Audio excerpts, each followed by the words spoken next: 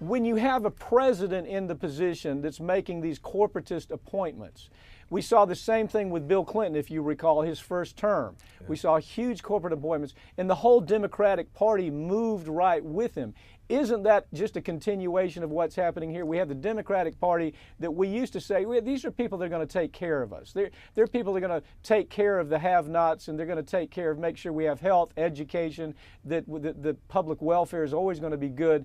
But we can't say that anymore because we have a party that has become just as corporatist as the Republicans when you really start taking a close look at all this.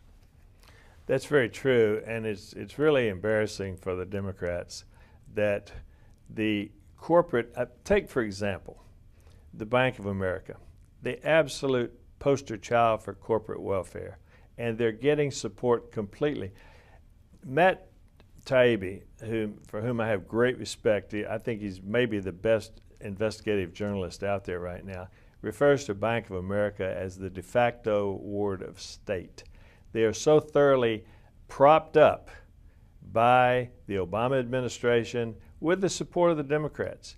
Despite all their scandals, the mismanagement, despite all the corruption, the fact of the matter is that Bank of America should have been liquidated, its viable units sold off, so that those units at least could be held accountable and responsive to the local people. But they're falling into this too big to fail, and the too big to fail is supported completely by the progressives, unfortunately, as well as the leadership of Obama.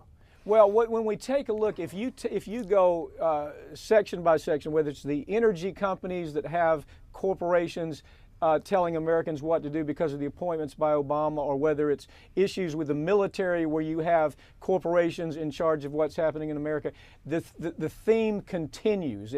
It's not getting any better, Howard. It's getting worse. I appreciate you joining me on this story. It's an important story, and hopefully it's one that we'll start being realistic about. Thanks for joining me, Howard. My pleasure. Thanks, Mike.